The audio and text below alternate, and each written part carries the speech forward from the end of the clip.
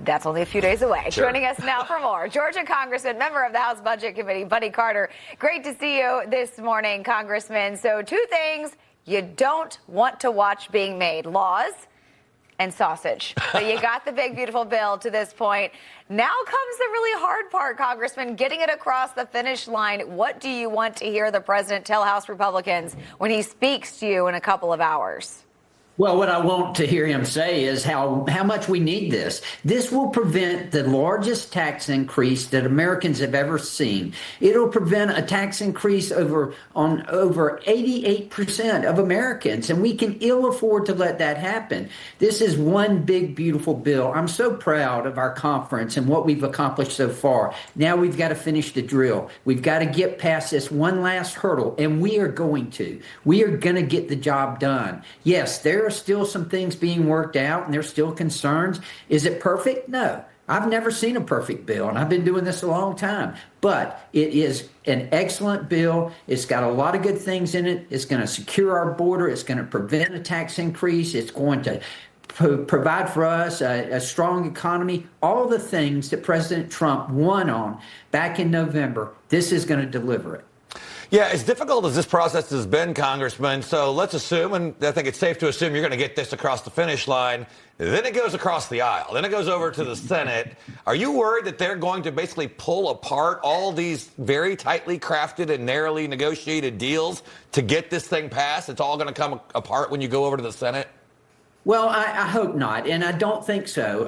Keep in mind, we've been negotiating, even though it hasn't gone over there. There have been negotiations between the House and the Senate, and I think that we've got an understanding of the basic structure of what we're looking for here. So will there be changes? I'm sure there will. There always are. However, I don't think they'll be significant, and I don't think they'll be enough to where it will stop the process. We're going to get this done. Republicans are going to deliver on President Trump's America First policies. Mm-hmm. And I know that Democrats are pulling from their standard playbook, trying to scare the American people, saying time and time again that this will cut Medicaid. How do you respond to those comments?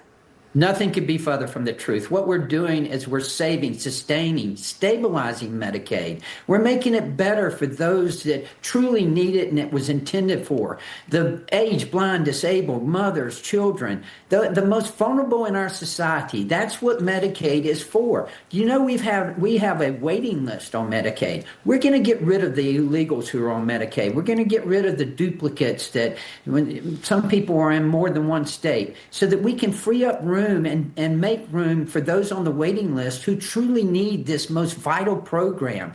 I'm very proud. I'm chair of the Health Subcommittee. I helped craft this. Very proud of what we've done in Medicaid. We've helped to stabilize it. Yeah. Congressman, I want to switch gears now to what you hope your next job will be, and that would be over on the other side of the Capitol in the Senate. Now, you've come out, obviously, you've announced that you are running for the Republican nomination for the Georgia Senate seat in 26. Peach State's one of only a handful of Trump states where they have Democrat senators. And this race might be an opportunity to grow that Senate majority, but what do you think it's going to come down to in taking out Democrat Senator Jon Ossoff? Well, in 2026, Georgia voters are going to have a clear choice. They can have someone who's a MAGA warrior, who's going to support President Trump's America First policies, who's going to vote against allowing men to participate in girls' sports. That's me. I'm going to be there for them, for Georgians, as opposed to Jon Ossoff, who is in favor of allowing men to participate in girls' sports and who represents they and them. He doesn't represent the values of typical Georgians. He's more aligned with AOC and with Bernie Sanders than he is with Georgians. Georgians deserve someone in the Senate who is going to support President Trump and his America First policies, just as I have in the House, and I will do that. All right, Congressman Buddy Carter, best of luck to you in that race as well. Thank you so much for joining us. Thank y'all.